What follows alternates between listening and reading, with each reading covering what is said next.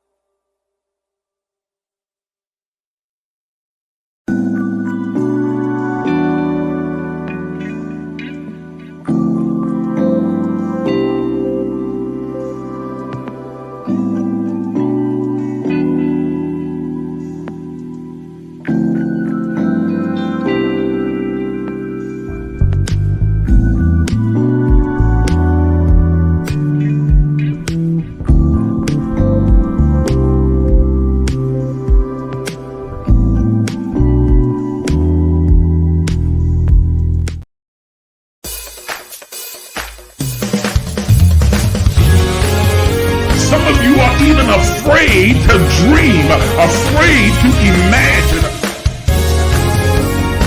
But I'm here to tell you that you are an infinite, limitless, boundless being. Are you willing to do what is necessary to have what you desire? Thank you for joining us. Please take a moment and like the Facebook page. Subscribe to the YouTube page and hit the notification bell so you'll be notified when we go live. If you are finding value in these enrichment sessions, please consider supporting this page financially. Your donations allow us to continue to provide spiritual enlightenment, self-exploration, and kingdom knowledge. Also, consider becoming a partner because partnerships have this privilege. As a partner, you'll be able to attend our annual Partners Only Summer Summit, join us for our 6 a.m. virtual daily guided meditation sessions, weekly advanced empowerment sessions, regular prophetic insights and instructions, 30% discount on all Emerge books and merchandise, and a custom Emerge t-shirt. You'll also gain full access to the private Emerge Movement community page as well as group chats. Once again, thank you for watching.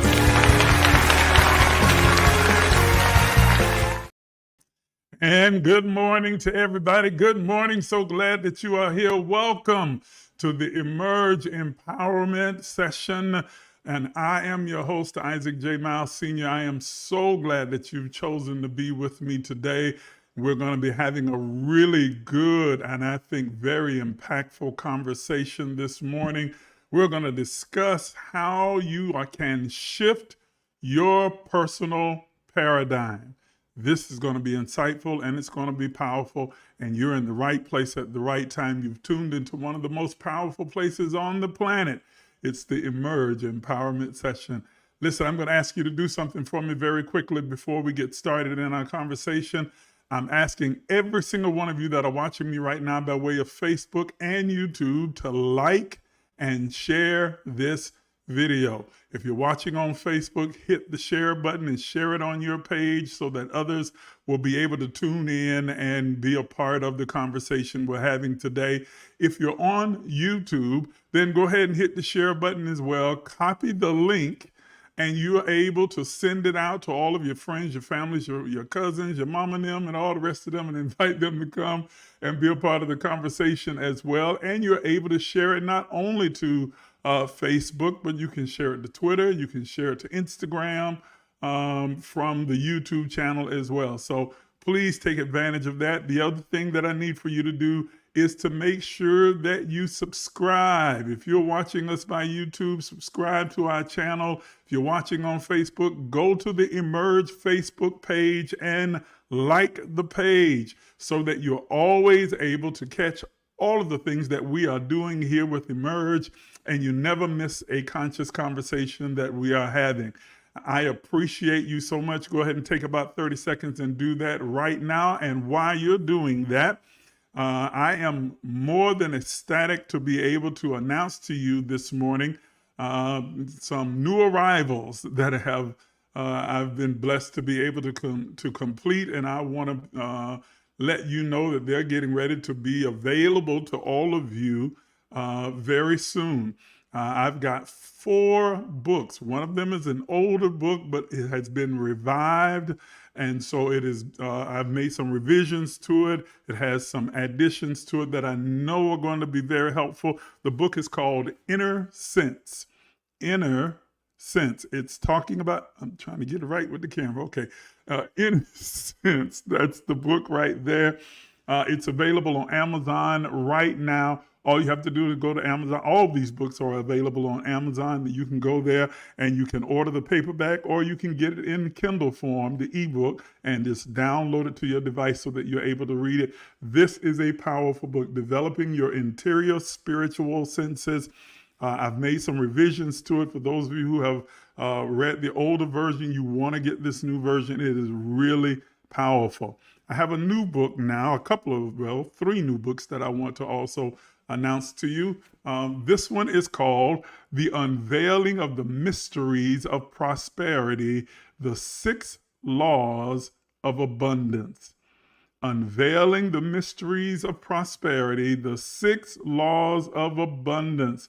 This is a powerful tool for those of you who are just learning about manifestation and wanting to learn how to manifest a prosperous life.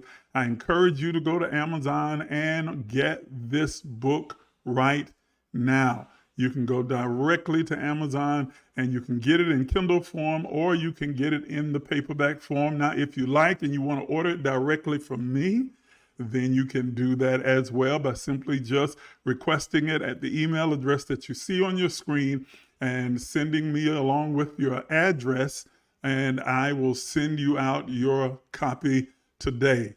Unveiling the Mysteries of Prosperity, the 6 Laws of Abundance. The next one is for the more advanced. You're going to really enjoy this book. It's called The Alchemy of Abundance. The Alchemy of Abundance, Exploring the Esoteric Science of Money. The Alchemy of Abundance, Exploring the Esoteric Science of Money. Money has a science. Money is energy. And there is a specific method, a way that you can go about manifesting money as well as manifesting wealth and riches. Remember, Deuteronomy 8:18 says that God has given us the power, the ability, the capacity, the energy to be able to create wealth. It's not that I'm going to give you wealth, but I've given you the power to get wealth. There's an esoteric science to manifesting money, and you want to learn what that is and how to go about it. I want you to get a copy of this book, again, available on Amazon. Finally, this is a book that has been in the works now for, Lord of mercy, at least 12 years.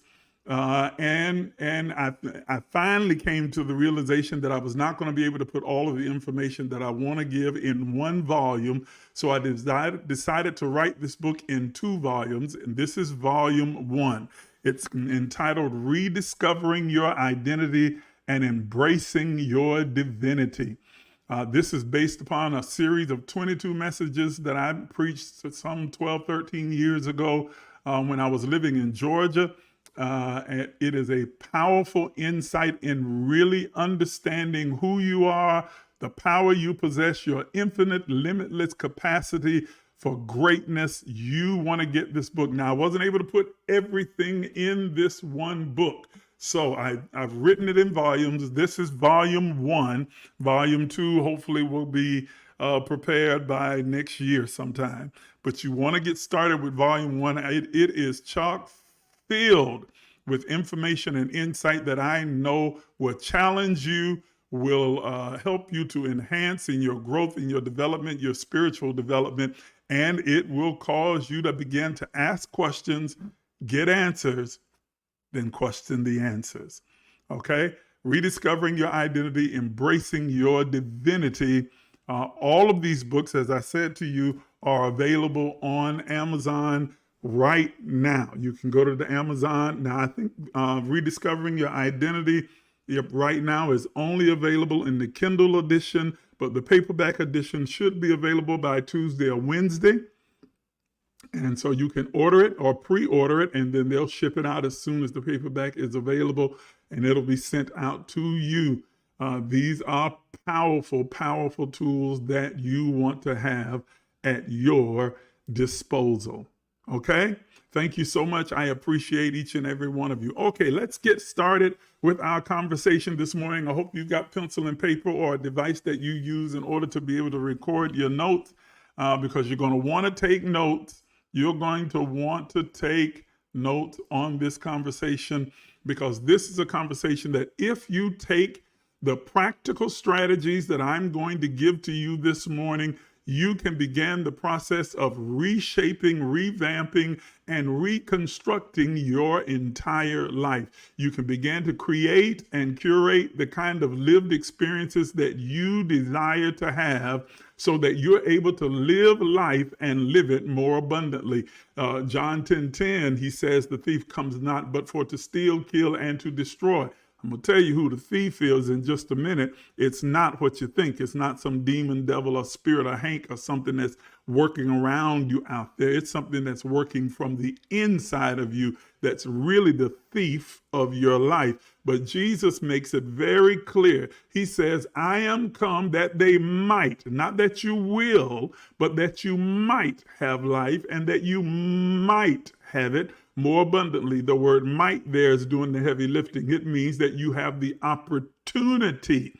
You will have, he has guaranteed every individual on the planet will have the opportunity to experience the kind of abundant, fulfilling, overflowing life that they desire. Everyone has the equal opportunity to have and experience an abundant life. However, let's be real. There are many of you that are watching me right now that are not experiencing abundance. You're not experiencing an abundant life. You're not even experiencing abundant moments right now. You're facing difficulties and struggles and strife and challenges that you are going through every single day. And it seems like every time you take 2 or 3 steps forward, you feel like you get pushed back 5 or 6 steps, and you're not really making any progress. And every year you make a new resolution about what you're going to do, what you're going to do with your life, what you're going to do in your relationships, what you're going to do with your finances, what you're going to do physically with your body. Many of you have joined gyms, and here it is in the middle of March, and you've already stopped. You haven't even been back to the gym since January. Come on. You made all kinds of promises about how you were going to live, and this year it's going to be all about me, and I'm going to do this, and I'm going to change this, and I'm going to become that. But then you haven't really followed through because you really don't have a plan of action that you can work on a consistent and persistent basis in order to be able to cultivate the kind of lived experience that you want to have. It's much easier to follow what has become your personal paradigm than it is to try and make drastic changes to that paradigm. Ladies and gentlemen, every single one of us, no matter who you are, where you come from, all of us have a personal paradigm. We live by our own personal paradigm. And today, I want to empower you by giving you first an understanding of what a personal paradigm is, and then the tools to be able to shift your personal paradigm so that you can begin to create, cultivate, and curate the kind of lived experience that you want to have while you are matriculating through this 3-dimensional experience that we call life here on earth in this plane of consciousness. Now, let's begin by getting an understanding. And let me make sure I turn on the comments over here so that I can see your comments, because I want you to feel free to ask questions and give your input, insights in the comments. I'm going to try and make sure that I pay attention to the comments as much as I can so I don't miss any of your questions. I want this to be a robust conversation. I want us to have a mutual dialogue with each other.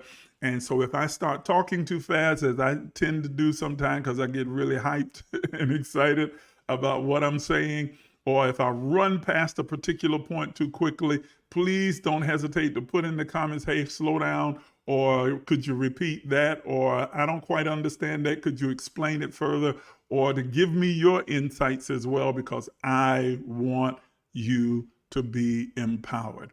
If you're not getting anything out of the conversation, then it is just a waste of your time and mine.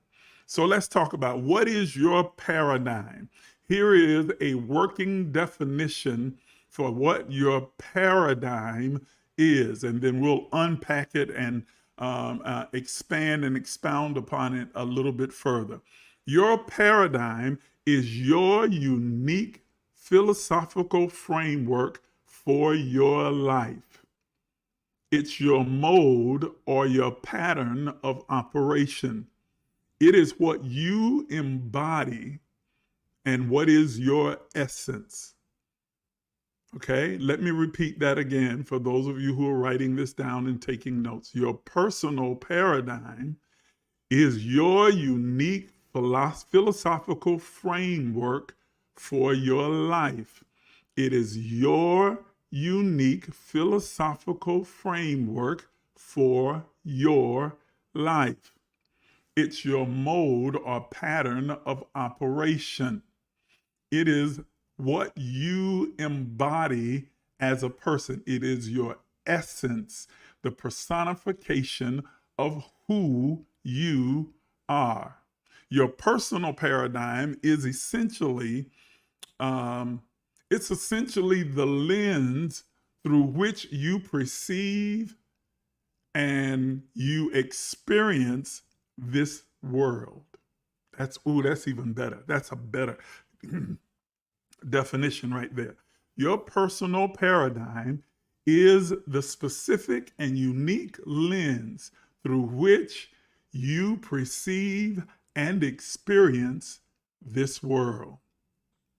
Please understand that how you are experiencing life, how you are experiencing this world is a matter of your perception. Let me say that again. How you are seeing how you are experiencing this world that we live in, how you are seeing it and perceiving it, how your perspective is formed is based upon the lens through which you see the world through. It is based upon your thoughts about this world or this lived experience that you are having. Everything is perception. Two people can experience the exact same thing and yet have a completely different perspective and perception of it. And because their perception is different, their experience will be different. I'll give you an example. I don't know if this is advisable or not. I hope Oprah's not watching, as if she's sitting around watching my podcast this morning.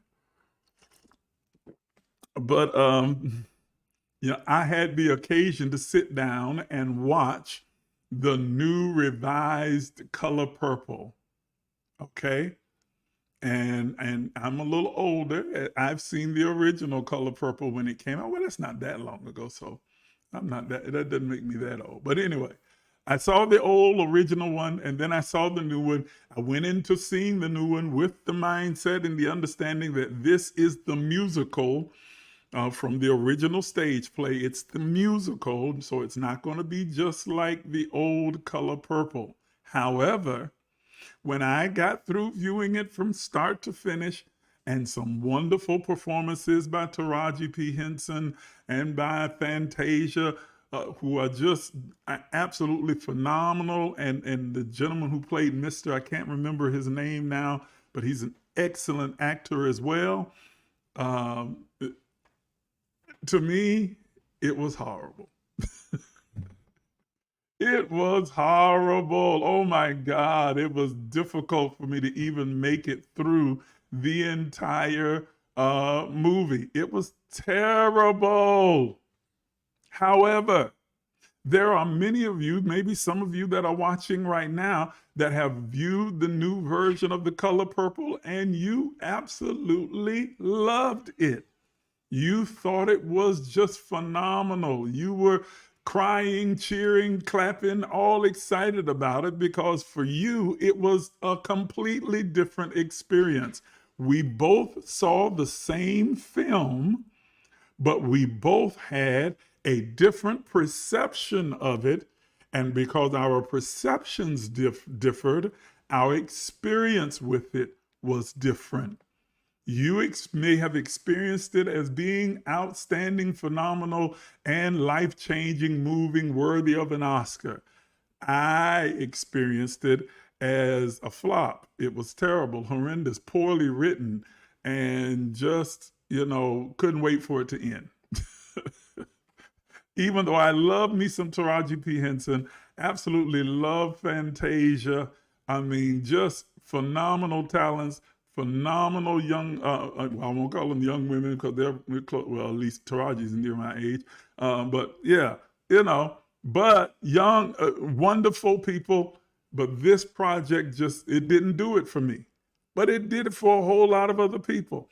All of us having the same experience, not the same experience, rather seeing the same film, watching the same movement, hearing the same dialogue, the same songs, the same dance, and yet all of us experience that film differently based upon the lens through which we perceived it. For others, it was critically acclaimed. For me, it was just critically bad.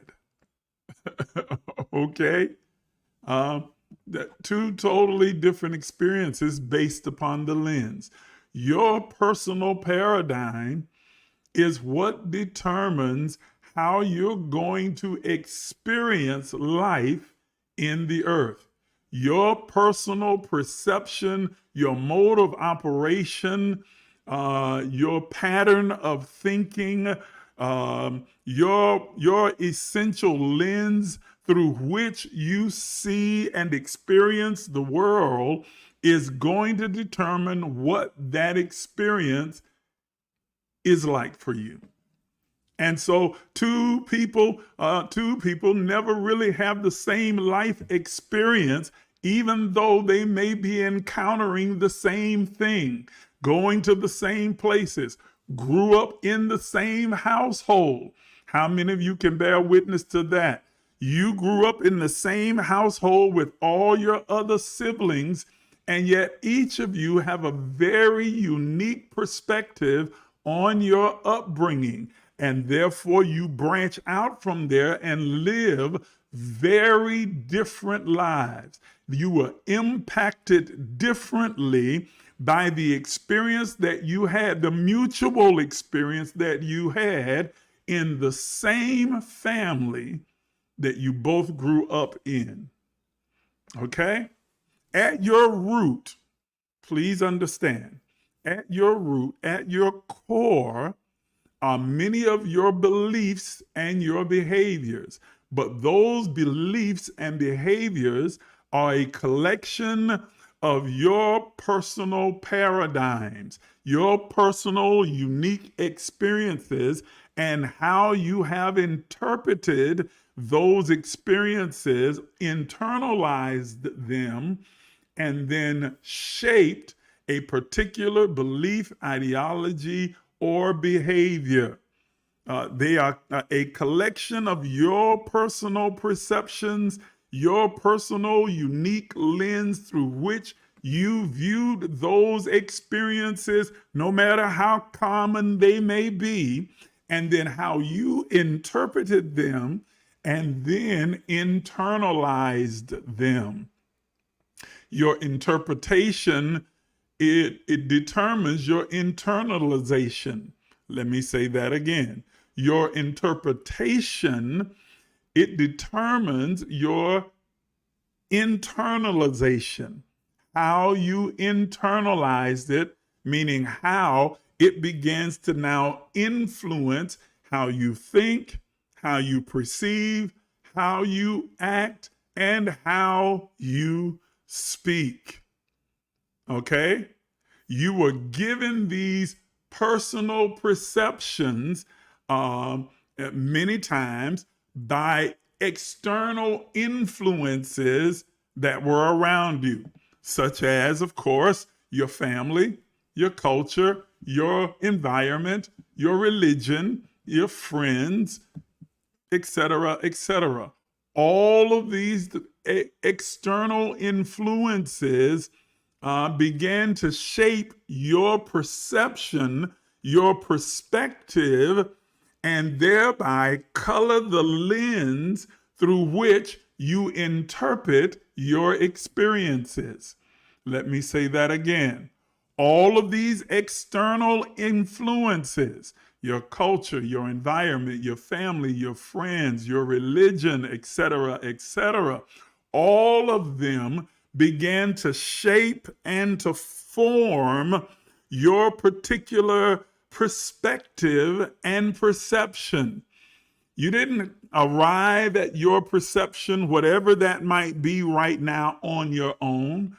You have old idioms and cliches and ideologies that were given to you by your mother and father, your sisters and brothers, your cousins, uncles, and aunties, by your friends and your environment that you grew up in, the culture and the neighborhood that you came from, the city, the town, the state. You were given these and told this is how you should think about them. This is how you should respond to them. And this is how you should react to them. And this is how you should feel about them. It's like a baby, and I've used this example before, when they're first learning how to walk, and they inevitably are going to stumble and fall.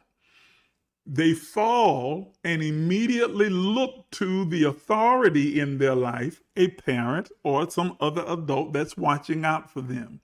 If their response is frantic and frightening and scary and like, oh my God, then the baby begins to yell and scream and cry. But if their response most often is calm or laughter or anything outside of the realm of fear, then the child interprets that as, well, I guess I'm okay. Well, I guess, and they won't even cry in many cases. They'll look, see your response, and like, okay then, and just get up and try again. That is called internal programming. Are you hearing me? When you have been so influenced by the externals around you, you develop an internal programming that tells you this is the appropriate response for that particular action or event that takes place in your life. How many of you are responding and reacting to things and people and situations and circumstances in your life, not based upon your own logic, understanding, or knowing, but based upon the internal programming that you have received from your family, your culture, your friend, your religion, your environment, from all of these external forces and sources that have programmed you, domesticated you, and caused you to believe this is the appropriate response to that. And you do it without even thinking about it. It's become second nature, almost first nature to you. And so you respond in reflex. That if you had taken the time to examine, to think, to logically analyze, you may have responded differently, but reflectively, you respond in accordance or corresponding to those exterior influences that have been in your life. You've been taught you're supposed to be angry, so you respond angrily. You've been told that you're supposed to be sad, hurt, and depressed, so you respond with sadness and depression. You've been influenced that you're supposed to fight, and now you respond with the fight mentality because it's what you've been programmed to do, even if the event doesn't call for it. Come on. How many times have you caught yourself overreacting to a thing? Come on, I need you to be honest with me this morning. How many times have you caught yourself overreacting to a thing? Just being overwhelmed, going all out of sorts, because that's what you have been programmed to respond to. That's the way you've been programmed to think that you're supposed to respond. And then when you have a moment to think about it, to reflect on it, to analyze it, you think, you know what? I think I overreacted. I went too far. It really wasn't that big of a deal. It really wasn't as bad as I thought that it was. When you think about it, it really wasn't that serious. But your reflective response, your immediate response, was that which you have been programmed to do. You can also be so traumatized by a particular situation, circumstance, or person that you begin to react and respond irrationally. Irrationally meaning without logically thinking anything through. You're not responding logically. You're not responding proportionately. You are responding because of your trauma.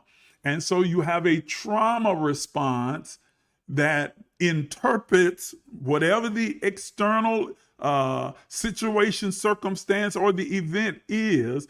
It is interpreted not for what it is, but for what you've traumatically experienced. And so now your defenses, you fly up. Your defensive begin to fly up and flurry. Your walls come up, and you feel like I have to protect myself. I've got to defend myself. I've got to fight for myself. I've got to stand up for myself. I can't let this happen again.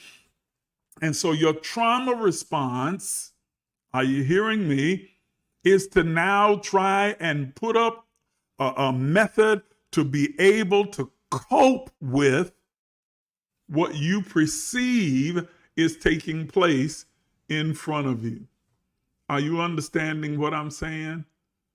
Trauma responses have shaped your personal paradigm, has began to set a mode of operation for your life, a pattern of behavior, a pattern of thinking, okay, for your life that's not really who you are.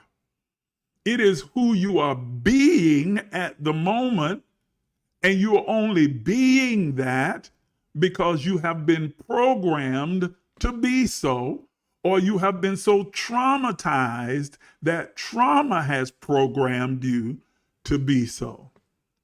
Are you hearing what I'm saying? And so you had a traumatic experience with a man. Let me make it even more personal and more relatable because of some of the things that I see posted on social media. So he was a Sagittarius man, a dark-skinned Sagittarius man, a dark-skinned Sagittarius man who's from a specific area or town, a dark-skinned Sagittarius man who's from a specific city or town who's from a single mother. And so then you begin to internalize that trauma and interpret it as these men who are dark-skinned Sagittariuses that come from this particular area, who are born to single mothers, are all trouble. You have just made a generalization about an entire plethora of men or people based upon your very limited experience, because the trauma has now reprogrammed you to respond to these external cues that tell you be on the lookout, put up your defenses, run away, don't talk to them. Don't, just assume that this is going to be their behavior, this is going to be their mindset, this is going to be what this experience is going to yield, because that's what it yielded before. And it works the same way with men. You know, you have this particular mindset, you were traumatized by this particular type of woman. Maybe she was an Aquarius, bright-skinned woman from this particular area or city or state who didn't have a father around. And so now you make this assumption based upon the one traumatic experience that you had. And now you begin to assume that all women who fit those external cues are just like that trauma. And so you immediately throw up your defenses and somehow come up with a coping mechanism so that you can protect yourself, at least you think you are, from experiencing that trauma again. Well, ladies and gentlemen, when you behave in that way, you are not really living in your truest self. You are not experiencing life and life more abundantly. You are allowing your life to now be dictated by external experiences, forces, energies, traumas, influences that are not germane to your true essence. You are putting on a mask and you are pretending to be someone that you really are not. Oh, I know that one stung right there. I'm going to let that marinate for a minute. Yes, it's a pretense. You are pretending to be someone, whether that is to be vulnerable or to be hard or to be stiff or to be contrarian or to be whatever the attitude is that you think is going to help you to ascertain the kind of experience that you desire or the ones you want to avoid. You become that and you pretend to be that, even if it doesn't align with who you really are. You respond in a mean, hateful way. And you're not really a mean person, but you feel like you have to protect yourself. I got to protect my heart. I got to protect my feelings. I got to protect, here's the real word, my ego. Because I can't afford for my ego to be bruised again and hurt, because that's all that's really being hurt. It's not your heart, it's your ego. Are you hearing me? It's not your soul, it's your ego. It's your ego that you're trying so hard to fight for and to protect and to keep intact, because I don't want anyone to think that I'm a punk, that I'm a pushover, that I'm easy, that I'm dumb, that I'm stupid, that I'm this, that, or the other. So I've got to make sure I protect. Are you hearing me? Yes. Theresa says, sometimes we react or respond a certain way because we think we have to. We don't even take into consideration that we have other choices. You always have a choice. Theresa, you are so right. I'm telling you, you are so right. You don't realize that you have other choices, but you always have a choice. It's not my fault. I didn't have no choice. I had it. No, you didn't. No, you didn't have to. Yes, you did have a choice. You always have a choice in how you see, how you respond, how you behave, what you do. You always have a choice. Are you hearing what I'm saying? Okay? If you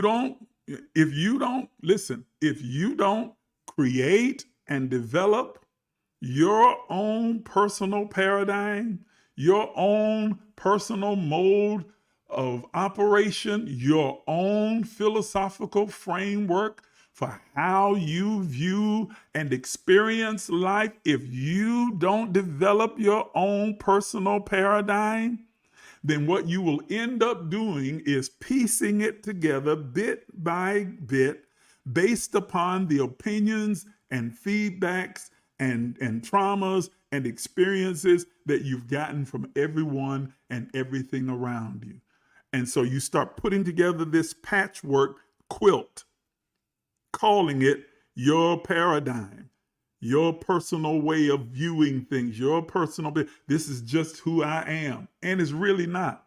You know at your substratum, at your core, at your root, that it's not who you are. That's why you feel so bad about it. That's why you wrestle with it and fight with it and war with it internally, because the inherent good that you are is constantly pressing and trying to come to the surface. But you feel like you have to protect that goodness by putting on this hard exterior and pretending not to be as good as you really are. Every single one of you that's watching me right now on this podcast, every one of you that are participating in this conversation, You were born inherently good. Let me say it again, and maybe this is the first time you've ever heard anybody say that to you since you've been living, but I want to be the first, and I want to say it several times. You were born inherently good. You are a good person. You're a good man, a good woman. You are a good person at your core. You are good and kind and loving and generous. You are fearfully, wonderfully made, divine, in the image and likeness of the all of everything. There is nothing wrong with you. Listen to me. At your core, there is nothing wrong with you, nothing broken about you, nothing missing inside of you. It doesn't matter the circumstances of your birth, where you were born, the culture, the environment, whether your mama was there or your daddy left, whether you were in an abusive home, a dysfunctional home. It doesn't make you a dysfunctional person. It doesn't make you a bad person. It may have influenced your personal paradigm, and you may have shaped and developed a mode of operation, a perception, an expectation of life based upon those negative experiences, but they are not the personification of who you are. They are not who you are at your core. I'm saying it to you because I know that I've got several of you that are watching me right now. You've been told that you were bad, or that you were mean, or that you were evil, or that you were hard, or that you were unfeeling, uncaring, that you were unkind. You've been told that your entire life, that you were cold, that you were mean, that you were bitter, and all of it. None of those things describe who you are. Can I tell you that nobody is angry and bitter and hateful and resentful because they want to be that way? They choose that way because that's what they've been programmed to do, and they believe sincerely that it is necessary to protect themselves. Let me say that again. Nobody who is angry and bitter and resentful and mean and hateful is that way because that's what they actively want to be. They choose to behave that way because they have been convinced that that is the only way they can protect themselves. It's the only way that they can advance. It's the only way that they can get ahead. It's the only way that they feel like they can make it through this life and navigate all of its twists and turns without being destroyed. And so they employ these behaviors, these learned behaviors, these learned attitudes, these learned knee-jerk responses as a means of coping and as a means of protecting their ego, not themselves. In most cases, they're not even aware of who they really are. They've been told they were all these other things for so long that they have actually begun to believe, well, that's my identity then.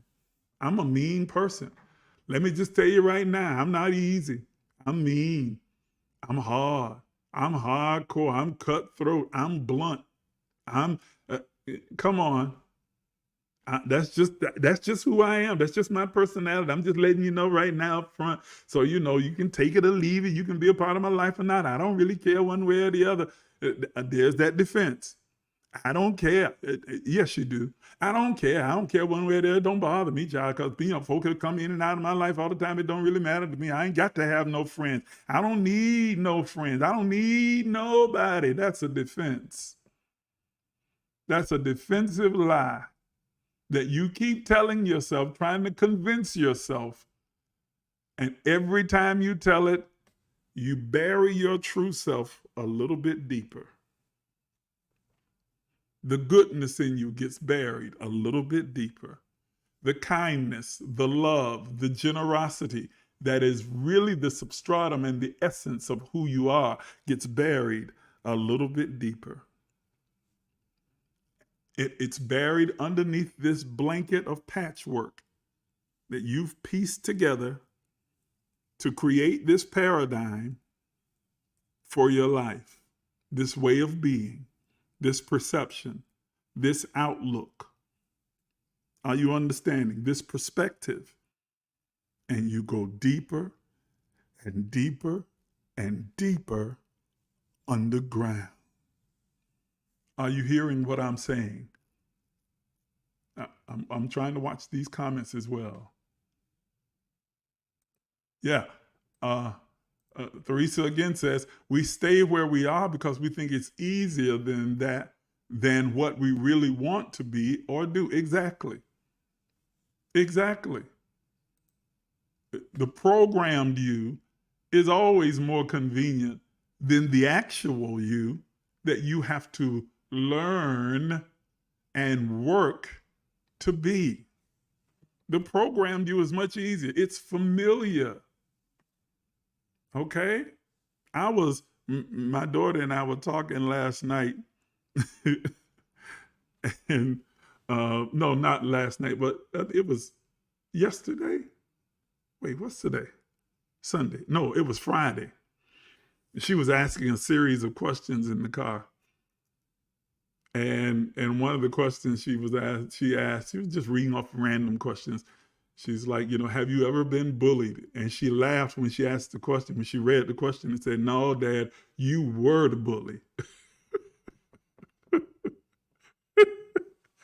And she's right, I was. Growing up, I wasn't the one being bullied. I was the bully. I was mean. I was mean. I would fight in a heartbeat, always looking for a fight, ready to go off, and I would bark and I would bite. That was who I was, but it was who I learned to become, because at my core, the people that really knew me, which weren't very many, still isn't very many, but the people that really know me at my core, I'm a teddy bear. I'm a sweetheart. I'm one of the kindest, nicest, softest persons you ever want to meet. But I learned how to be hard, to be mean, to be a bully. And I developed this mentality through a series of events in my growing up, in my childhood, that I'm going to get you before you can get me. And that if you try me, it's going to be the last worst thing that you have ever done. That was my mentality. It was going to be the last worst thing that you have ever done in your life, because I was going to make sure you paid for it. And then I felt like I had to go out and proactively bully people who weren't even bothering me, didn't have anything to do with me, just to send a message to everybody else. I am not to be played with. I'll say play with.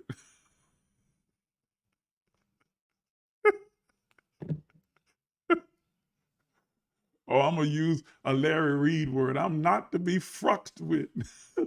Fruck. Don't fruck with me.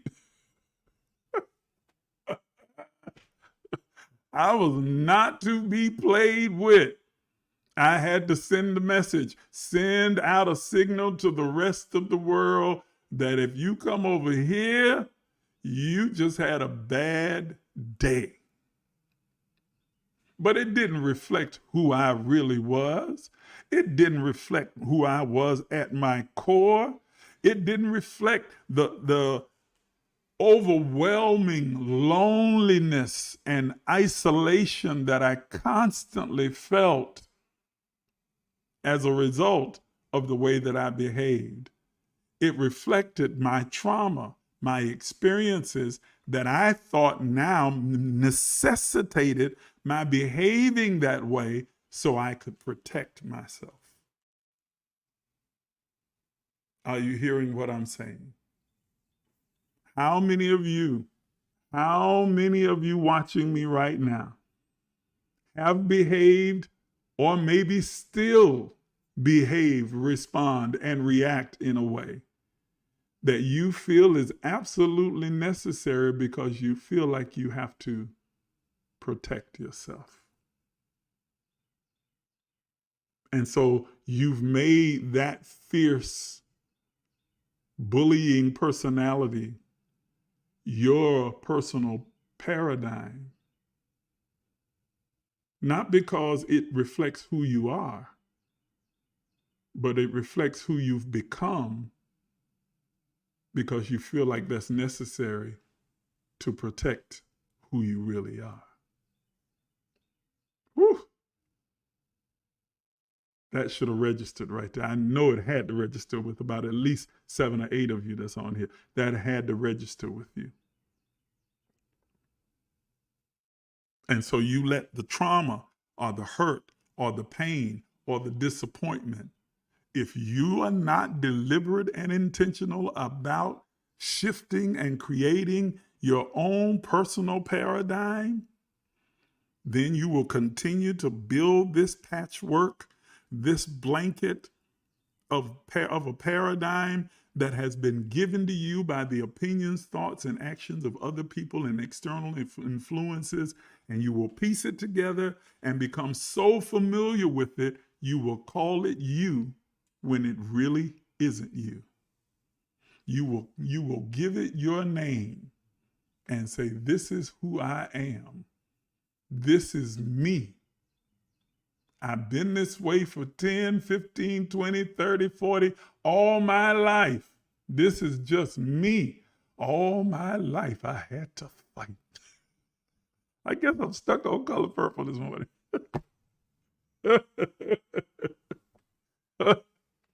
And so you have taken on that Sophia personality. Are you hearing what I'm saying? Where you feel like you got to fight. You got to fight. Because it's the only way that I can feel protected and I can feel safe and I can feel secure. And so you call it you. You give it your name, even though it does not reflect your true nature. Theresa, you are on a ball this morning. She said, when I react a certain way now, I ask myself the question, is this me that caused that reaction? What is still in me that caused that reaction? Exactly. That's a great question right there.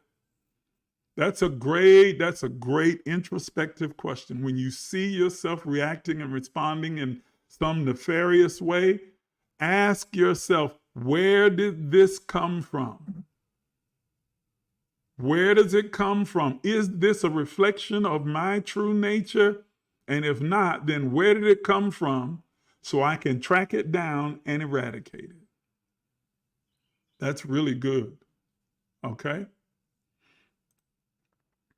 Kimoria says, in the past, I've created a persona and a reputation that was not a reflection of my true self. I know. We all have. And if you say you haven't, you a lie and the truth ain't in you. Yes, you have. Mm-hmm. We've all done it. We've all done it. We've all put on this mask. We've all created this persona. We've all tried to carry ourselves in a way that we want it to be perceived rather than in the way that we really are. I don't want to be perceived as weak, so I'm going to do this. I don't want to be perceived as shy, so I'm going to do this. I don't want to be perceived as poor, so I'm going to do this. I don't want to be perceived as, you see what I'm saying? And so you put on these airs and create these personas in order to get what you think will bring you happiness and peace. And they don't. To get the desired effect, you create a persona instead of living in your true self. And that's not truly living. That is just merely existing. You are not experiencing abundant life because you're not living your life. Let me say that again. Great day, you need to write that one down. You cannot experience abundant life if you're not living your life. Let me say that one more time. Lord have mercy, that resonates. You cannot experience abundant life if you are not living your life. If you are busy trying to live a life that's not yours, you will never experience true abundant life. You will always experience a placebo. You will always experience a counterfeit. You will always get so far, but never cross over the threshold into true abundance, fulfillment, and freedom because you're not living your life. You're living a life you feel like you've been forced to live, or that you've been pushed to live, or that you've been told to live, or that you've been scared into living. Are you hearing me? Do you know how many church people are living their entire life in fear? Fear of the devil, fear of going to hell. Watch this one.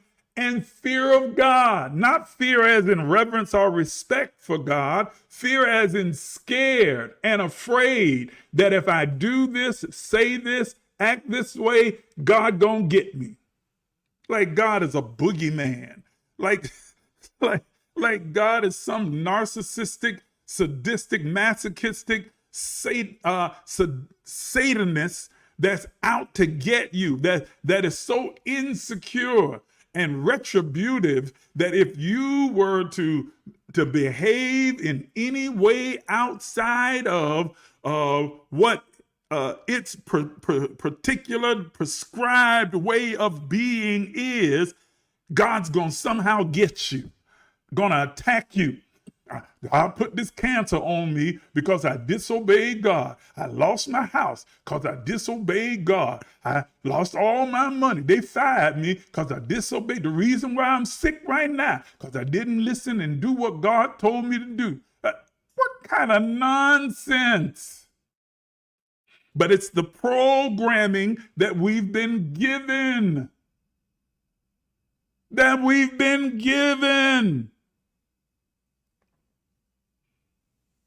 Manipulated by those who were supposedly in positions of authority and leadership. Even your parents. Parents will say to their children, okay, this is why this happening to you because of you, how you disrespect your mama and your daddy. You know the Bible say honor your mother and your father. That's the reason why your day's going to be short if you don't honor your mother and your father. Now, they forget all about the other scriptures that say, parents don't provoke your children to wrath. But that part of it, oh, no. We ain't talking about that. We just honor me, ego. Come on. And so you become convinced that in order to be accepted, this is how you have to be. We raise our children in that mindset. Think about it. They behave in a way that you personally don't like. And so you say, oh, I know this is not my son. I know this is not my daughter that's behaving because my son doesn't act like that. My daughter would never. What message does that send to them? That tells that child then that unless I behaved and act in a certain way, I'm not accepted as their child. I'm not accepted. You didn't say this behavior. You said, you're not my child. My child wouldn't act this way. My child wouldn't think, wouldn't do, wouldn't behave, wouldn't say. So now you have essentially told them that their feelings that may have generated the behavior are invalid And their relationship to you is only valid when they follow the prescribed way that you have decided that they should behave. Anything outside of that, then they're not yours. So you train them now. So if I want to remain mama's baby, daddy's son, daddy's daughter, I got to behave this way. Y'all not talking to me now. Come on, I know it's getting deeper than what you expected it to get this morning. And I haven't even gotten to the solutions, and I got to get there because we're already over time. We're over about 6 minutes. And if you're in a hurry and you got to go, I understand, but I'm not going to rush through this piece right here because it's important. Because many of you right now are living in this trap, living in this prison, a prison that you have chosen to live in, but it was built by your mother, your father, your sister, your cousin, your brothers, your auntie, your uncles. It was built by your boyfriend, your girlfriend, your husband, your ex-husband, your ex-wife. It was built by your trauma, your hurt, your pain, your experiences that came into your life, by the rape, by the molestation, by the abandonment, by the feelings of rejection, by the feeling of isolation and loneliness. This prison was built, and you are sitting there in that cell with a group of tools and a armored suit on that looks like all of the things that you need or feel you need in order to defend and be the person that can be accepted, loved, appreciated, valued, respected, honored.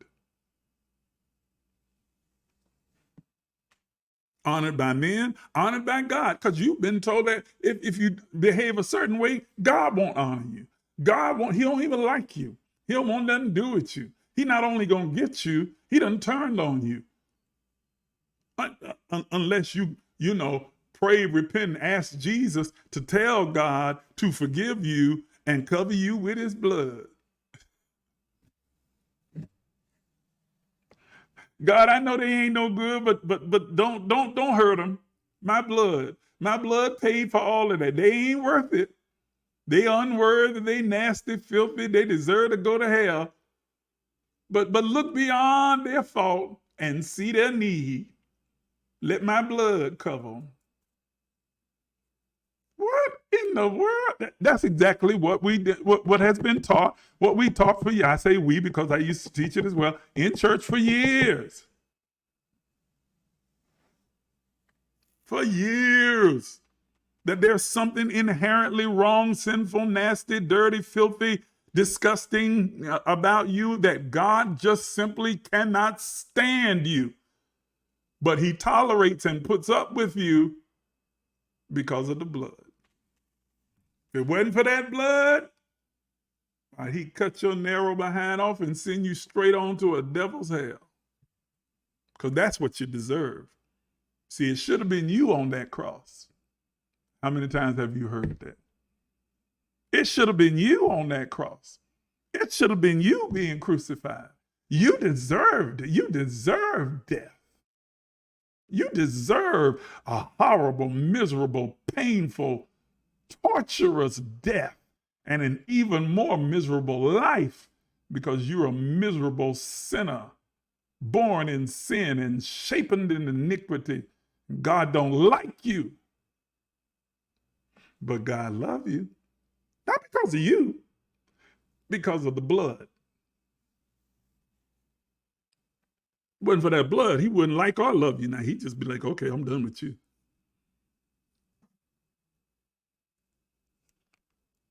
Come on, don't look at me like that. Don't listen to me in that tone of voice. Because you know that's what you have been programmed to believe. And so you run around willy-nilly, living your life in nervous anxiety. So afraid that I'm gonna mess around and step off the line, fall off the rope, step on the crack, break your mother's back. Okay? Step off the line and break the Savior's heart. You disappointed God. You let God down. You hurt God because of what you did. It doesn't even make sense. How can an all-knowing, omniscient God be disappointed?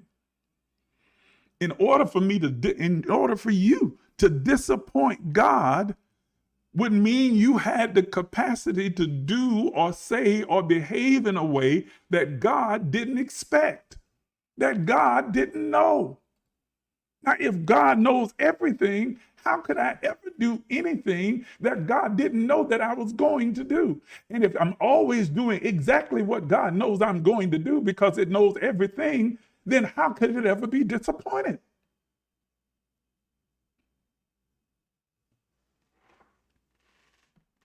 But that's what religion purports.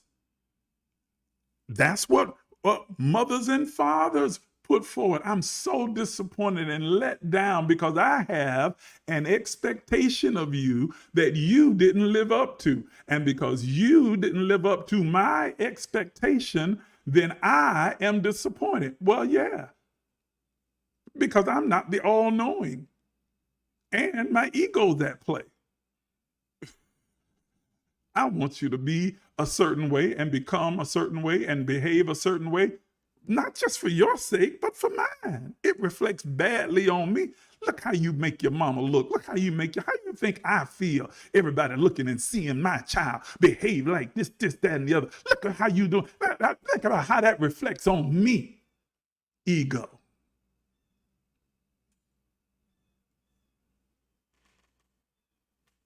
Hello. Come on, come on. It's a universal experience, especially in our culture. When you go in this store, do I need to finish it? Y'all know it, right? Don't ask for nothing. Don't touch nothing.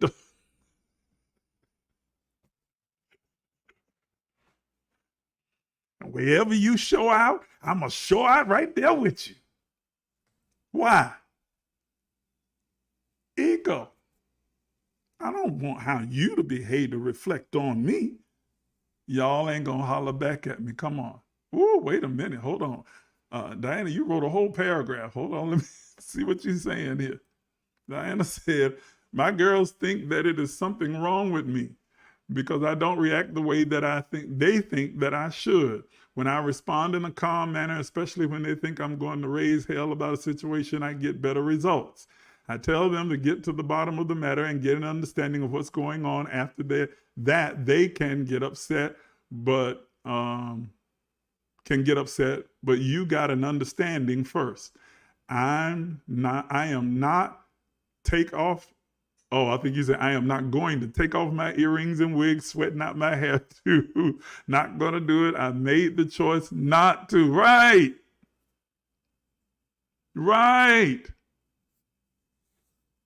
Exactly. It's so true. It's so true. Come on, because we were all programmed that way. Man, I think about some of the threats that I used to hurl at my kids when they were growing up. Goodness. I'm like, it's a wonder they didn't have a complex. Come on, I know I ain't the only one. You do it and see if I don't throw you out that window. I'll wring your neck. I'll beat the brakes off you, boy. I will. Come on. I know I'm not the only one in here that said those kind of things to their kids before. Amen. Try me and see. Try me and see if I don't break your neck. Beat the skin off you. I'll bust your head down to the white meat.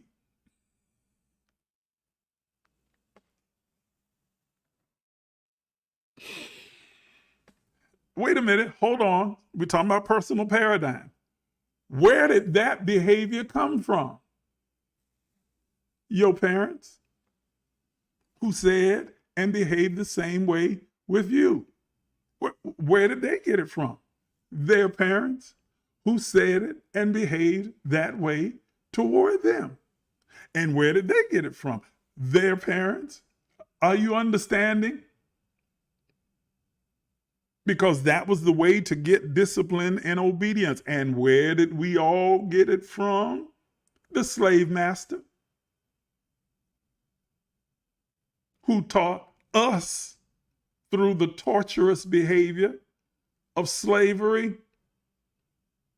that the way to get obedience and compliance is through violence. And then we took that slave master mentality and imposed it upon our children. I'm going to beat you so master won't. I'm going to beat you so the police won't. Are you hearing what I'm saying? Now, I know that one kind of cut to the quick. I know it cut to the quick right there. That one cut to the quick. But that's where it comes from.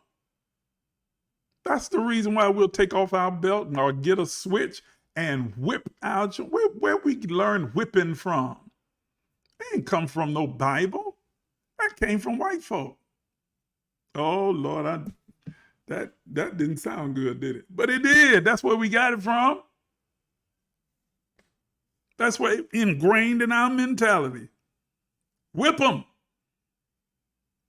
Beat them. Sophia, I can't seem to get this girl, not Sophia Sealy. I can't seem to get Sophia to obey me, to do what I say. Beat her. Beat her. Why Sealy tell him that? She told Harpo to beat her because that's what had been used on her. Mister had beat her down into submission, so he's like, well, you wanted to submit? Beat her.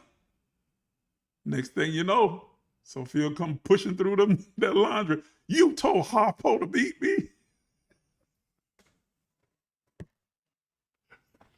I'm riding out on this color purple today. I'm riding out on the color purple.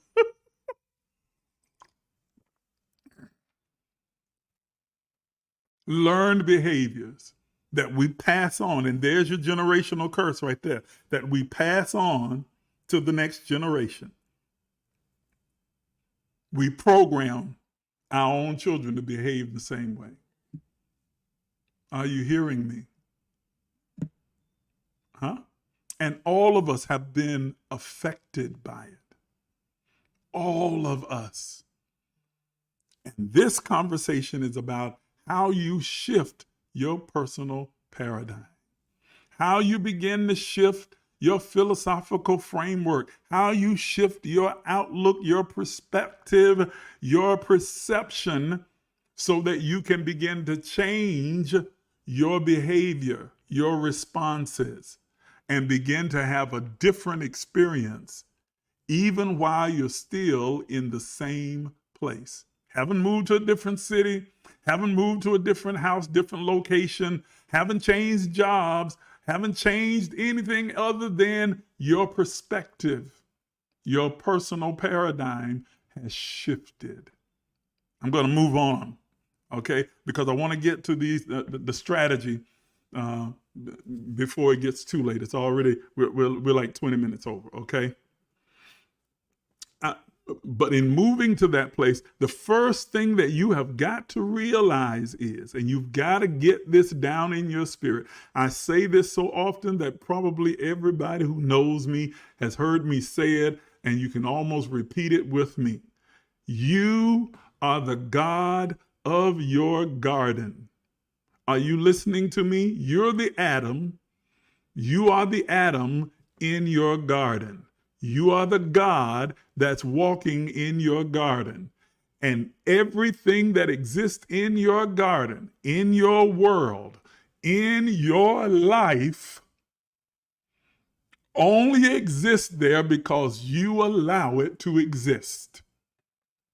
You are in control of your life. I don't care what your mama say, your cousin, your auntie, your uncle, what your pastor, your bishop, your prophet, your apostle, or anybody else tell you. You are in control of your own life. Don't let that preacher fool you. Don't let Miles lead you down a primrose path of destruction. God is in control. I said that. That's exactly what I said. God in you, through you, and as you is in control of your life. You get to determine what your life is going to look like, how you're going to experience this life, how you're going to navigate this life, what's going to be your reality. We all live. This is another one of my favorite sayings. I need to put this one in a book as well because I need to copyright it because I say it all the time. We all live in the matrix of the reality that we create for ourselves. We all live and move and exist in the matrix of the reality that we create for ourselves. It's a matrix because others may be having the same encounter with the same situation, circumstance, or relationship, but their experience is different because they have a different lens through which they perceive the experience. And you get to determine the color of your lens. You get to determine your perception, your perspective. You get to determine how you experience the various twists and turns of this three-dimensional plane that we call Earth. You get to determine what your life feels like, looks like, and what the experience is going to be. You are ultimately in control of your life. Whether consciously or unconsciously, you are creating the reality that you live in. Let me say that again. Whether consciously or unconsciously, whether deliberately, intentionally, or accidentally, based upon the external influences, you are creating the reality that you live in. And so if your life is hard and miserable and unhappy and sad and depressing, it is because you have chosen, consciously or unconsciously, to allow it to reflect those things. And just like you made the choice, whether it was conscious or unconscious, to create that reality, you can now, with the power of the Spirit of God that is in you, through you, and as you, begin to determine to deliberately and intentionally create an experience that matches the view and the vision that you have for your own life.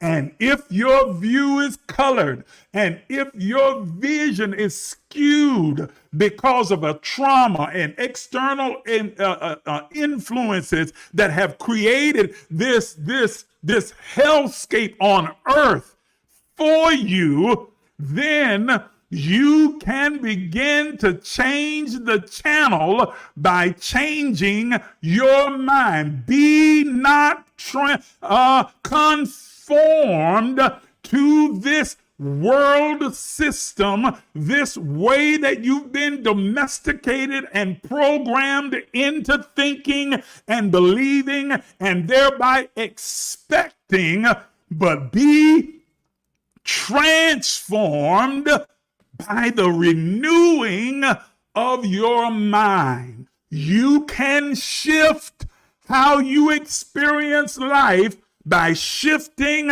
how you think, perceive, and view your life by changing your conscious mind. Yes, ladies and gentlemen, boys and girls, sisters and brothers, it all comes back to you changing and shifting your mindset. Are you understanding me? Okay? Albert Einstein said, I'm going to read this quote, "The significant problems that we face cannot be solved at the same level of thinking that created the problem. Let me say that again. The significant problems that we face, the issues, circumstances, situations that we face cannot be fixed by thinking at the same level that created the problem in the first place. It was that carnal mind, that old mindset, that given mindset, those generational cursed influential thoughts that created the negative, disempowering situation that you find yourself in right now. You can't use that same mind to create a new reality.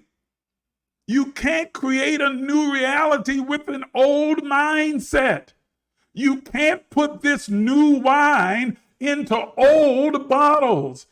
That means no matter how much encouragement and affirmation I give you, if the container of your mind is still polluted with those old negative, pollutive, disempowering, evil, wicked thoughts, you can recite the affirmations all day long.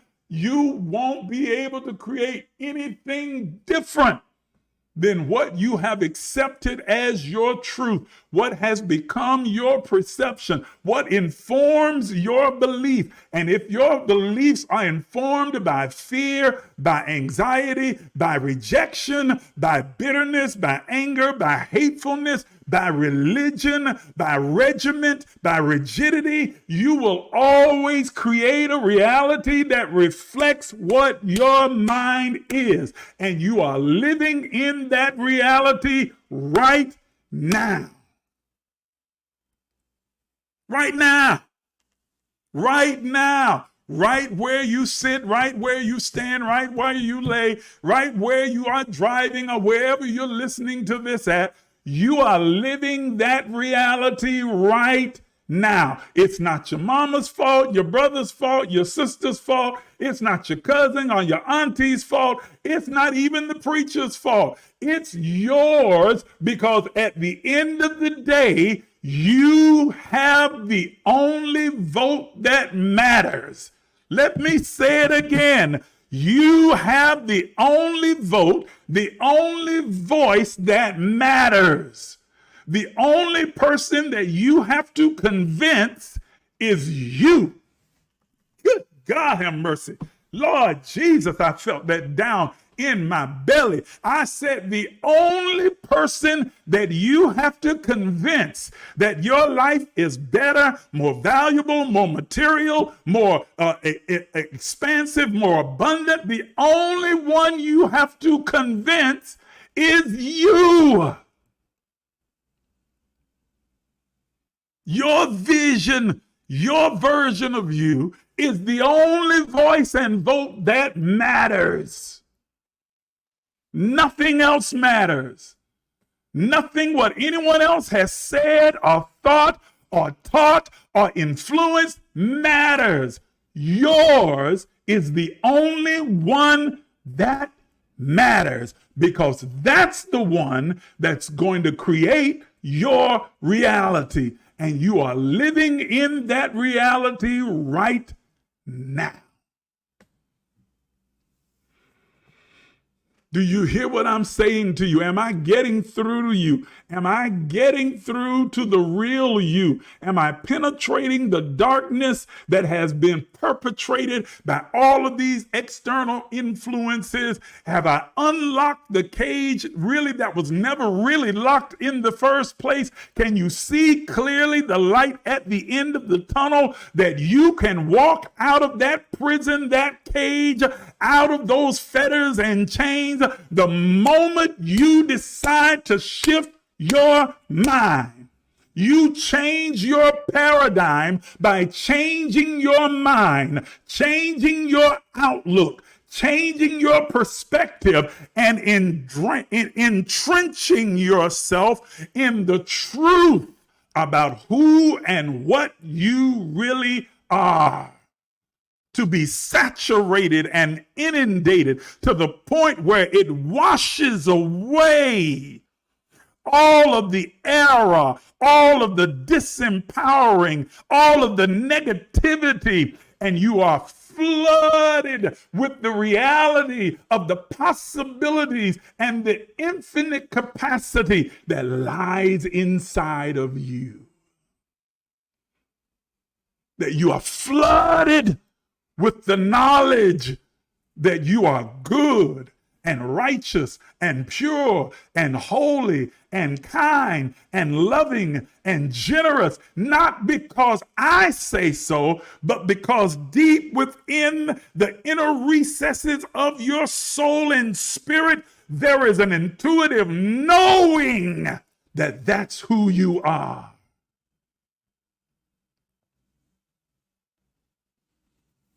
That's who you are.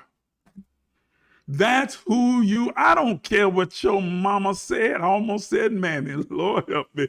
I don't care what your mama said about you. You are not no good. You are not some little fast tail girl. You are not some no good boy who just like your no good dad. You are none of those things. None of it. It's a lie. It was all a lie. It may not have been an intentional lie. It may not have been a lie that they meant to hurt and harm you. It did, but it's a lie nonetheless. They may even believe it themselves. It might be their truth, but it is not your truth. It's a lie. It's a lie. Are you hearing me? It's a lie. And everything that you see, everything that exists in your reality that does not align itself with the highest and greatest vision and version that you have of you is an illusion. It's an illusion waiting for you to blind it, to annihilate it, to exculpate it out of your life so that the real you, buried underneath all of the trauma, all of the rules and regulations, under the fear and the rejection, under the insecurities, buried deep beneath all of the trauma, the hurt, the pain, the disappointments, buried beneath all of those negative influences from external forces, whether your mama, daddy, cousins, culture, religion, all of it. Underneath all of that is the glorious light of God in you and as you, waiting to shine and bring illumination to every corner, crack, and crevice of your existence, so that you can have life and you can experience it more abundantly. Are you hearing what I'm saying? Are you hearing what I'm saying? Even the idea of being poor, poverty-stricken, having lack and need and want and scarcity is a lie. It's an illusion. An illusion? I don't hear what you... Now, I was with you, Miles, but you don't see my bank account. Ain't no money in my bank right now. Ain't nothing in my pockets but lint right now. It's an illusion.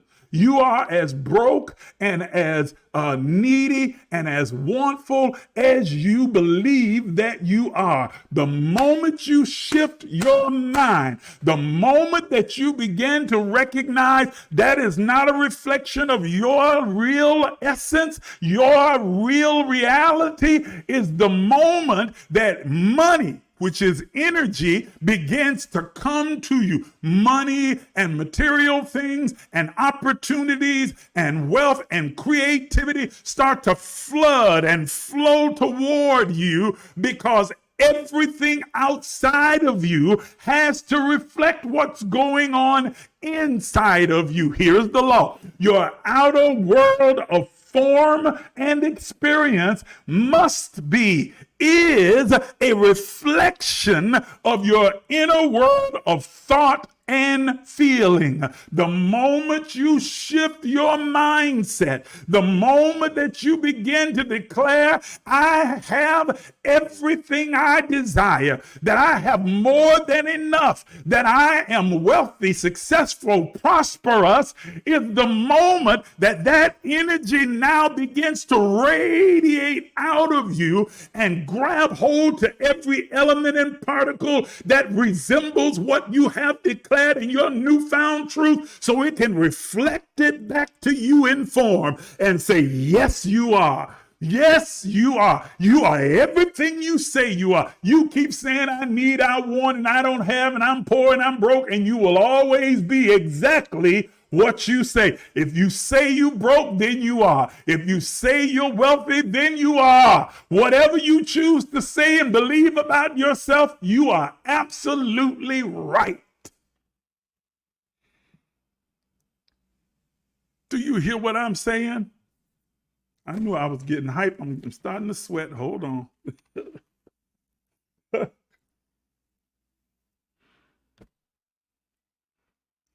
Are you hearing me? Huh? If you don't feed your mind with success, it will rot with mediocrity. Are you hearing me? If you don't start to value you, shift your mindset.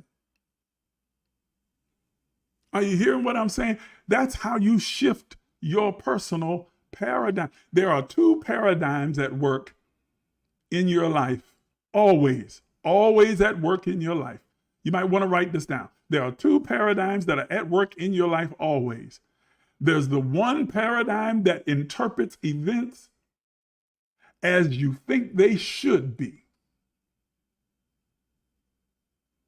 And then there's the second paradigm that interprets events and situations in the way that you think they are. You didn't get what I just said. Let me say that again. I said there is one paradigm that helps you to interpret the way you think things should be. And then there is another paradigm that helps you to interpret things in the way that you think that they are. When those two paradigms are aligned, you create a powerful magnetic force that begins to bring into manifestation all that you desire. But when those two paradigms are in conflict, are you hearing me? So you've got the one paradigm that's saying this is the way things should be. Some of you still struggling with that one because you don't think that you should be any better off than you are, that you should have more than you have, that you should be further than you are. You stuck right there. You still got to fix that paradigm. But if you happen to have the paradigm that says, well, things should be here, but the other paradigm is saying, yeah, but the reality is that it's here, then you've got conflicting paradigms inside of you, thus the tug of war. And so you find yourself confessing to yourself, child, I know you think that you ought to have this, that, and the other, but you need to face the reality now. Let's come on back down to earth. Come on back down to the planet. Don't be silly. Don't be crazy. Don't be stupid now. Because the reality is, but when you begin to understand that reality is whatever you decide that reality is going to be, Do you hear what I just said? You divine being, you supernatural divine emanation of God, you supernatural divine expression of the all of everything. You get to decide what your reality is going to be. Let the weak say, I am strong. Let the poor say, I am rich. Let the sick say, I am healed. Are you hearing what I'm saying to you? You get to decide what your reality is. It is not living in denial. It is declaring and speaking and convincing yourself of a resident reality that you know puts a demand on the universe and nature to reflect back to you what you have decided your reality is going to be. When those two paradigms align, what you interpret your life should be and what you interpret your reality is, when they align, you create this powerful quantum magnetic force of energy, this spirit, this anointing, this power that flows out of you without you having to huckbuck, speak in tongues, slap hands, name it, claim it, or any other thing. You just emit an energy that automatically activates the atmosphere around you and draws to you everything that aligns with your truth. Are you hearing what I'm saying? Am I getting through to you? Am I getting through to you? Huh?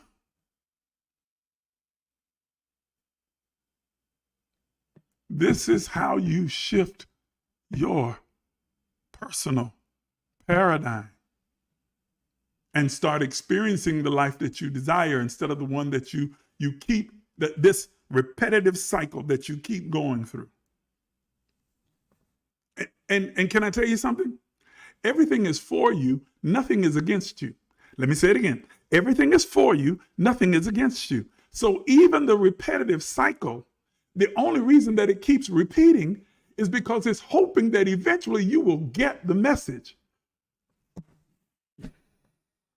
It is designed to continue to repeat until you finally awaken to the reality that it doesn't have to be this way. My friend Diana says this statement all the time, and it ain't gonna be like this always.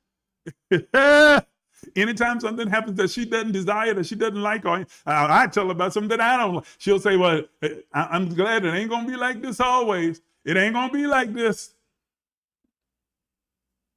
And it just keeps repeating until you finally recognize it doesn't have to be this way. I can change it when I get ready to change it. I can switch the channel. I can reprogram it, reimagine it, revision it. It's a revision. Do you hear me? I can revise it by having a revision. Are you hearing me? Are you picking up what I'm putting down? Am I getting through to you? All of you that are on here, but there's about 16, 17 of you on here now. Am I getting through to you? I don't want you to just waste your time nor waste mine just sitting up here listening to me gab. This is not gobbledygook. This is real powerful truth that can help you to live the life you desire. All the praying and speaking in tongues and oil and laying hands and rolling and kicking and spitting and jumping pews and dancing and hollering and screaming ain't gonna change jack diddly nothing. I don't give a flying flip how many folk tell you if you dance, God gonna do this. If you dance and they praise him the right way, God gonna do that. If you praise like this, he gonna do. And you praise and praise ain't gonna do it. The dance ain't gonna do it. The prayer ain't gonna do it. The prophecy ain't gonna do it. You've got to actively get involved in order to bring about change. I said it. I'm going to make all my little preacher friends mad at me right now. But your reality requires three things. I'm through. Lord have mercy. I'm going to quit because I got so much more that I could say. But it requires three things. To have a new reality, or even to exist in the old reality, you got to have a structure, a context, and an active participant. Write that down in your notes. Write that down in your notes real quick. I'm going to be done in the next 3 or 5 minutes. Write this down.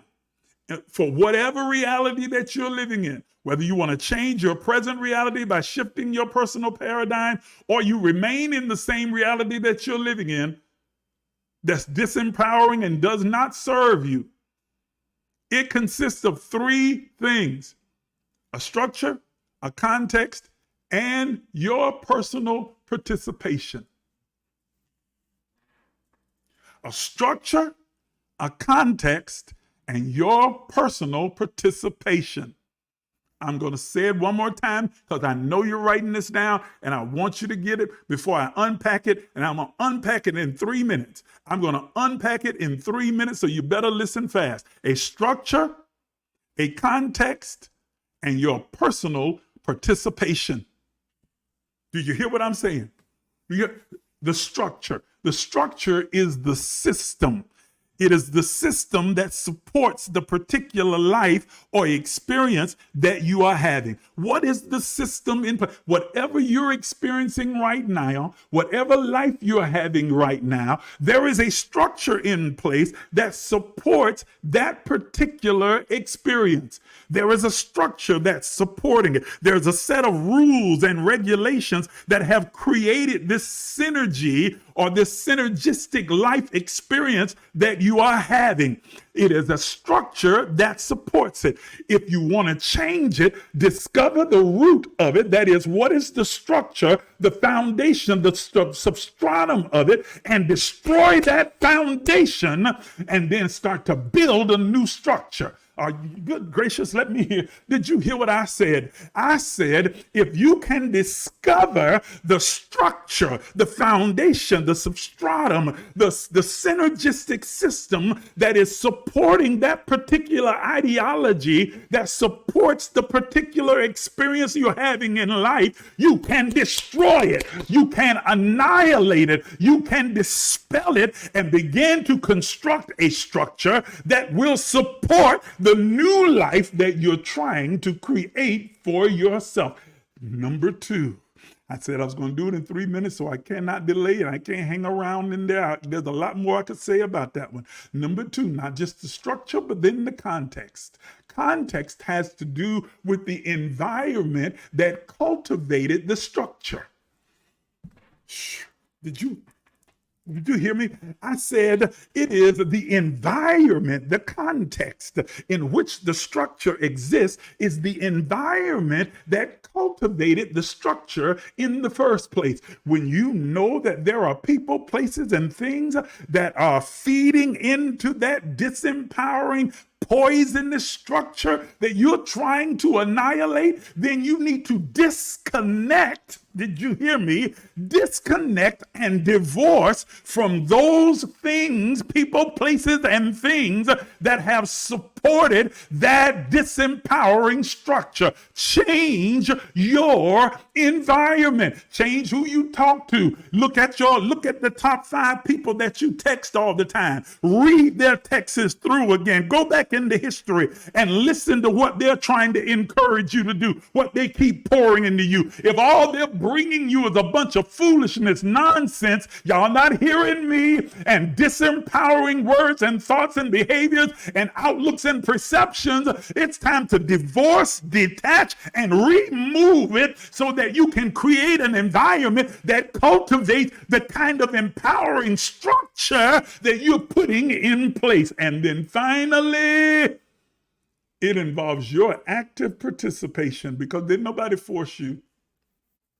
Didn't nobody put a gun to your head. Didn't nobody make you quit saying, well, they made me feel. They made me think. They made me act. They made me like you some poor, pitiful pilgrim, some poor pauper that's just being pushed around, and you don't have no choice in the matter. You have your own spiritual autonomy. You get to decide what you're going to be, who you're going to be, how you're going to act, how you're going to respond. Nobody makes you do do anything. You choose to acquiesce, to give in, to submit, to participate. And you have to become the active participant in creating the environment or the context that supports the new system for the life that you are trying to create.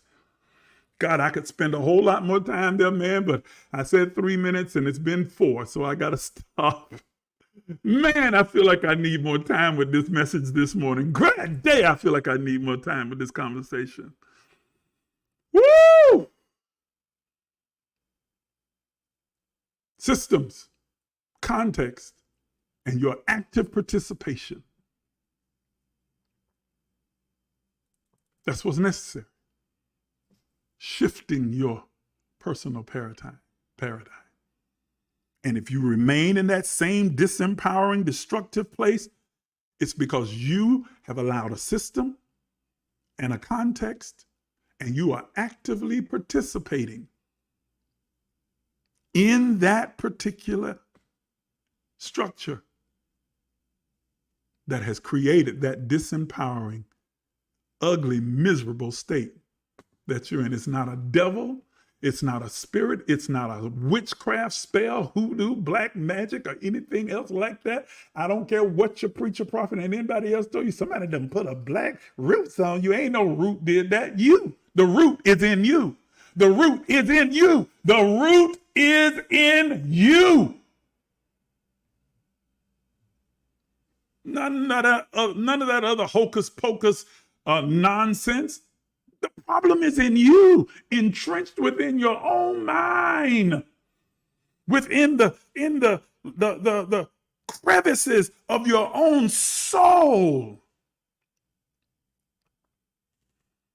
that has crystallized within you, hardened to the point where you start calling it you.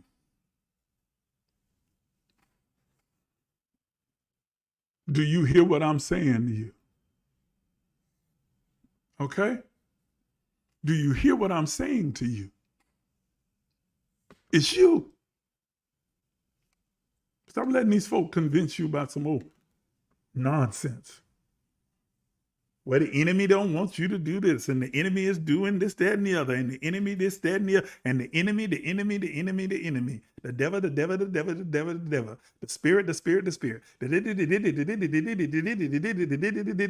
using it as a lame, weak excuse. And keep enabling your bad behavior. Y'all ain't saying nothing. Your disempowering behavior, and you're living this mediocre life.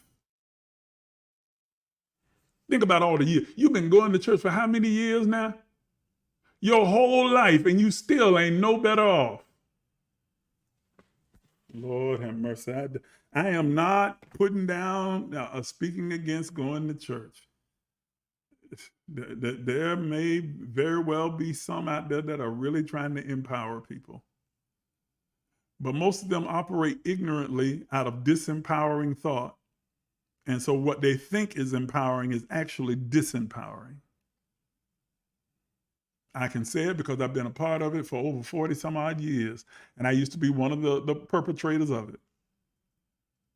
The very thing that we think is giving people power is really disempowering them, because we create this victim consciousness and victim mentality in them.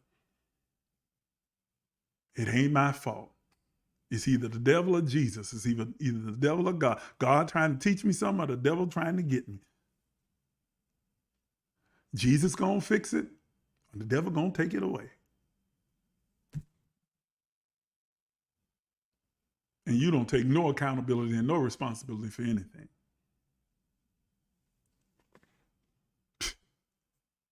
Nonsense.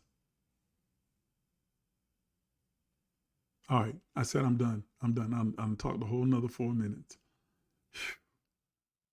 I'm not done. I'm just stopping. Let me just say that. I'm not done. I'm just gonna stop. I got so much more I could say. I got so much more I could say. I'm just going to stop.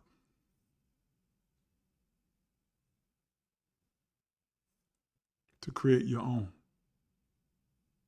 Shift your personal paradigm.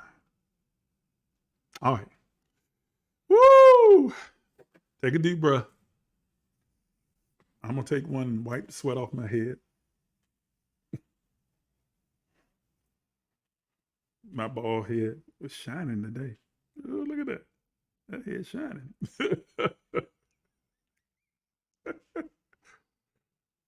See how I go from serious to silly, just like that. Oh my goodness. All right. I lost a big part of my audience now. It's coming down to that point. And this is where everybody starts to vacate because it's like, oh, okay, I got it now. I got the word. Let me go. Because I don't want him to ask for nothing. Well, I'm going to.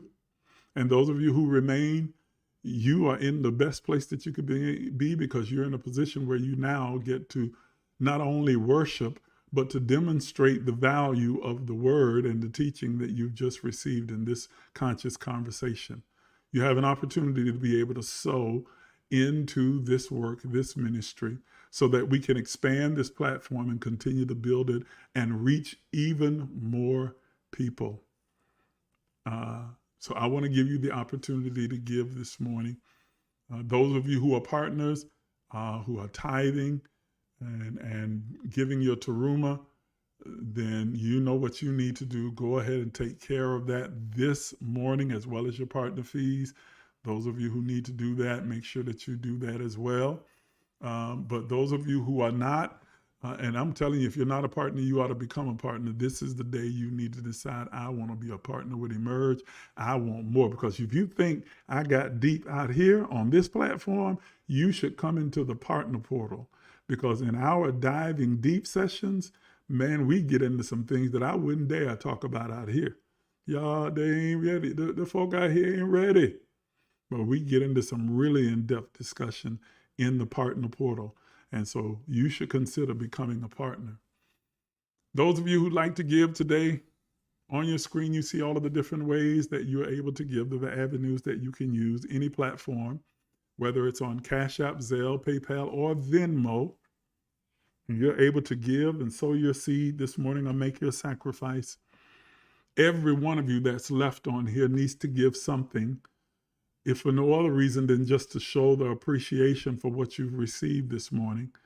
While others run away and try and avoid giving, you've chosen that best part because you understand that giving is how you change your financial future. It's how you shift your financial future. Okay? It's your active participation in creating a different structure and a different environment or context in which your finances exist. So if you're going to give this morning, use any of these platforms. For those of you who may be giving a larger gift, more than $1,500, do not use PayPal. Up to $1,500, is it $1,500?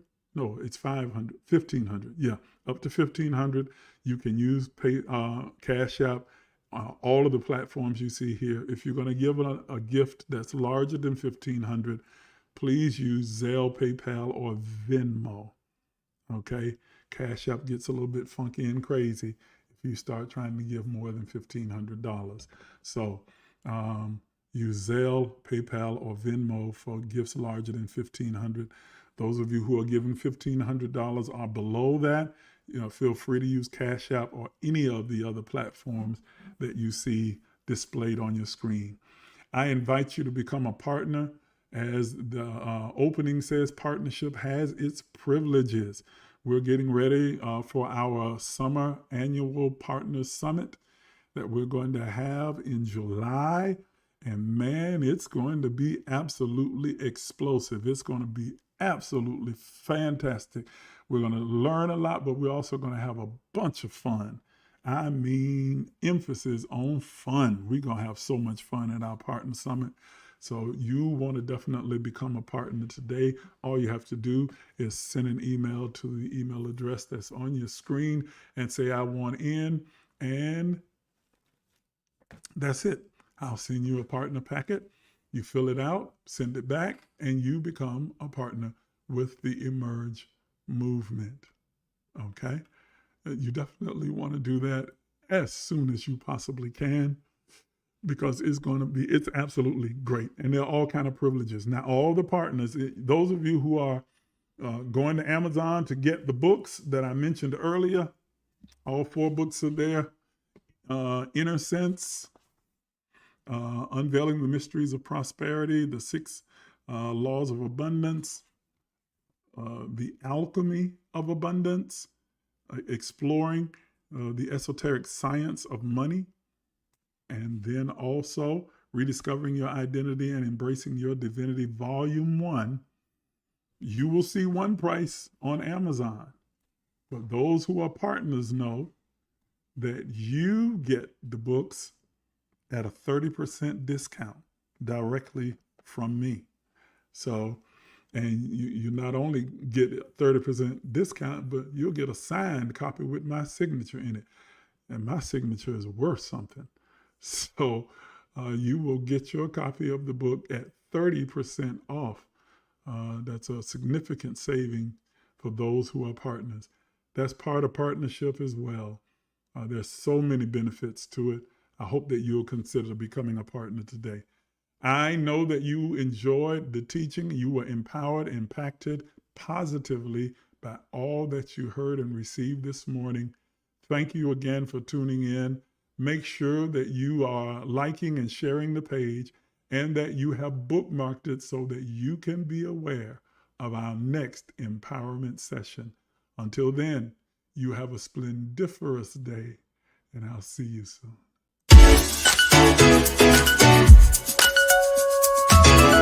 Some of you are even afraid to dream, afraid to imagine.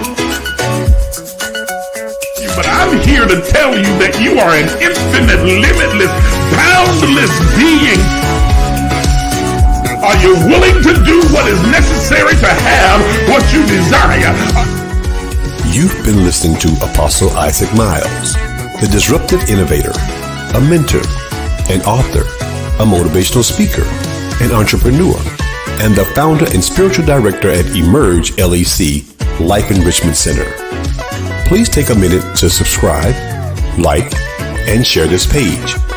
If you'd like to become a partner, you can do so by emailing us at emerge.lifecenter@gmail.com.